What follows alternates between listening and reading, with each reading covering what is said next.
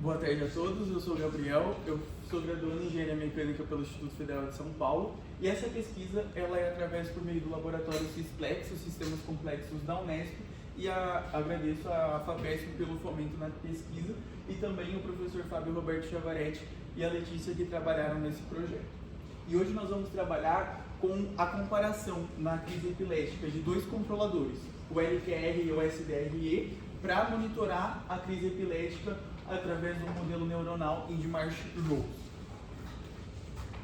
Nesse caso, a gente pode fazer uma revisão bibliográfica e trabalhar que o sistema nervoso ele é formado por bilhões de neurônios, que a gente vai poder ver que vai ter uma alta sensibilidade às condições iniciais. Então, quando nós estamos trabalhando com a voltagem produzida pelo fluxo de corrente, quando a gente tem um neurônio, a gente consegue comparar ele a um circuito elétrico analógico, que a gente consegue fazer essa comparação com o neurônio motor e sensorial.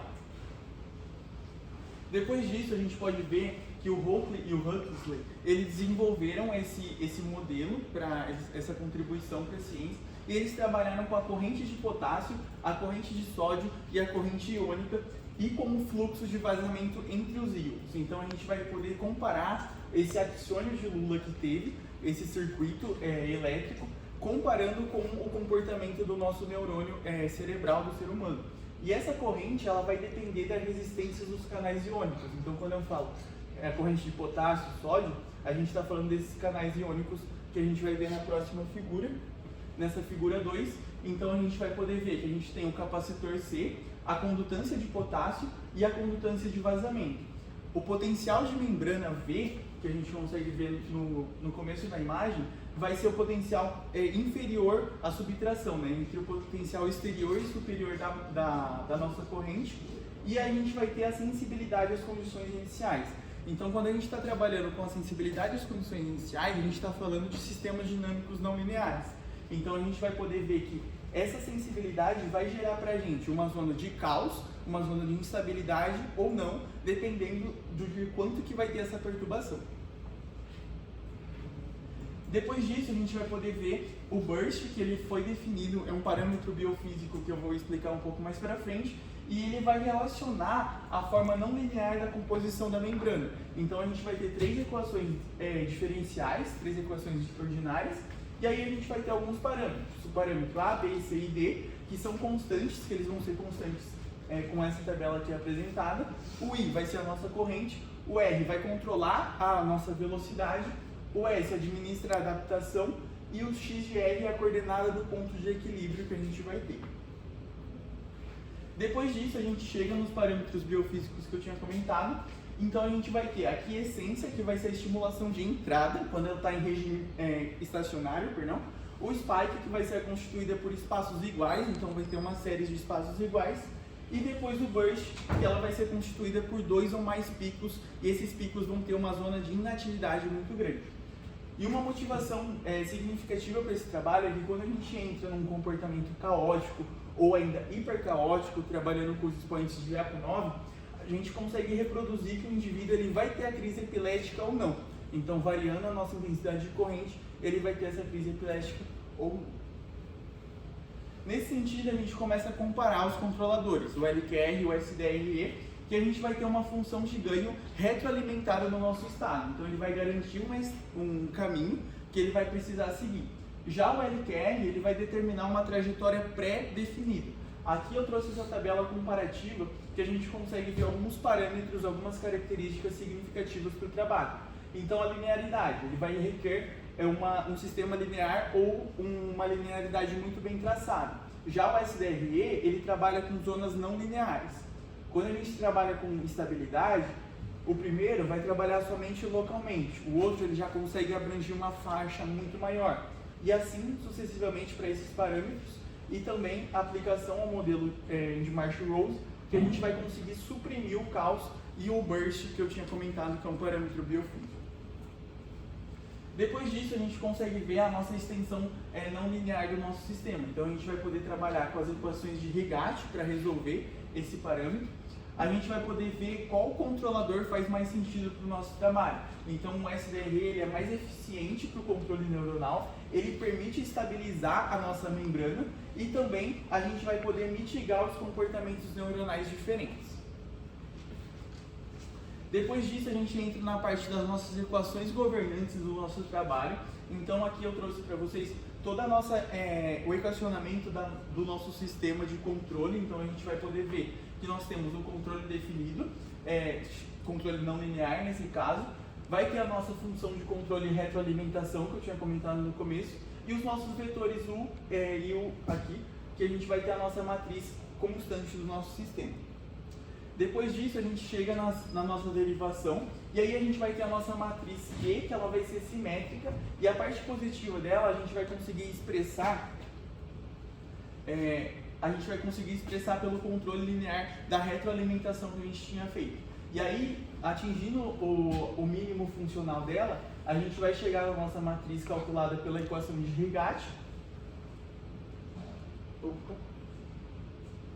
E aí a gente vai conseguir obter a nossa solução de Rigat, vai ser expressa por essa equação 15, que aí a gente vai conseguir ter a nossa função de controle ou não.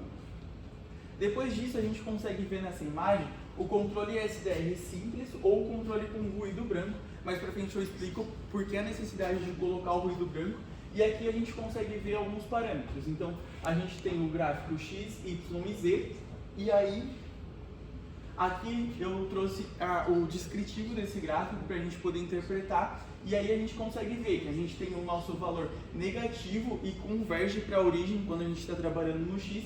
No Y a gente vai conseguir ver que a nossa estabilidade ela atinge de uma maneira muito rápida, e no Z a gente vai ter um crescimento gradual, uma resposta contínua e sem oscilação. E o que significa isso para a gente no contexto do nosso trabalho? A gente vai poder ter uma boa estabilidade, uma rapidação rápida para acomodar e a ausência de sobrelevações, que seriam os nossos picos. E as características desejáveis seriam o indicativo de aplicações num controle robusto do nosso caso do sistema neuronal. Depois disso a gente consegue ver também a definição de ruído. Então a gente vai poder trabalhar com sinais indesejáveis, que a gente vai precisar limpar o nosso ruído dentro do PSD, que é a densidade espectral de potência, que a gente vai trabalhar com o distúrbio senoidal. Então quando a gente está trabalhando nisso, a gente consegue ver que X, Y e Z de T, a gente vai conseguir atingir um novo equilíbrio, vai conseguir trabalhar com as oscilações amortecidas, e aí a gente vai ter alguns parâmetros na neurodinâmica. Então vai ter o padrão coerente, que vai ser similar à nossa influência do nosso sistema, a nossa sensibilidade ao sistema dinâmico, o comportamento global, que ele vai trabalhar com amortecimento, adaptação e a estabilização, e a relevância, que vai trabalhar com a excitação periódica ou não, com baixa intensidade do ruído.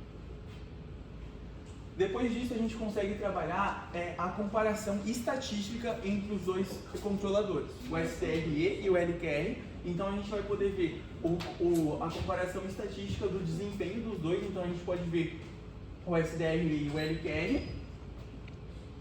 E aí a gente consegue ver nessa associação, nessa comparação, que as implicações da precisão de referência disso vai gerar para a gente uma aplicação energética muito significativa. Então, quando a gente está trabalhando com o SDRE, a gente vai ter uma maior fidelidade de resposta, e depois a gente vai ter o LQR, que vai exibir as oscilações de frequência para a gente.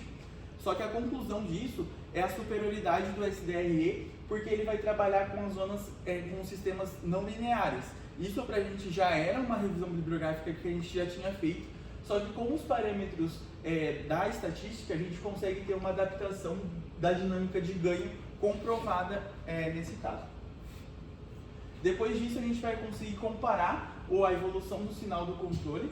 Então a gente vai conseguir comparar o controle, e aí a gente vai conseguir, fazendo essa comparação, poder ver que o LQR ele vai ter um controle saturado ao longo do tempo, uma excessividade agressiva.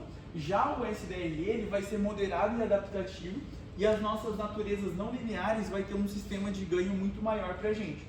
Então a gente vai trabalhar com a eficácia e eficiência do nosso controle, e aí a gente consegue ver os nossos parâmetros estatísticos que a gente consegue apresentar, e aí a gente pode ver, né, que o primeiro parâmetro estatístico ele mede o erro quadrático do nosso sistema, depois ele mede o erro absoluto e o custo do controle ele representa o esforço total do nosso atuador.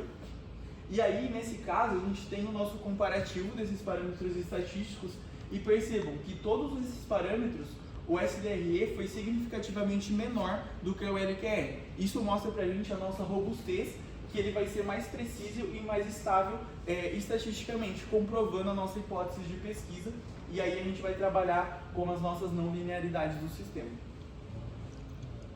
Depois disso a gente consegue presumir, né, que o LQR ele é um controlador robusto, só que o SDR ele é muito mais robusto por conta dessa zona não linear do nosso sistema para crise epilética.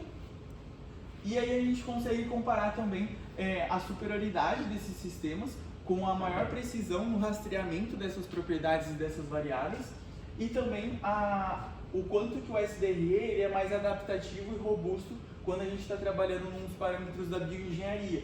Então a gente consegue ver o desempenho, a estabilidade e a eficiência energética quando a gente trabalha numa crise epilética. Esses parâmetros são muito importantes para a gente poder escolher o controlador ideal. Aqui são as nossas referências. Eu agradeço a todos pela atenção, agradeço a FAPESP e o professor pela atenção e fico à disposição para as perguntas.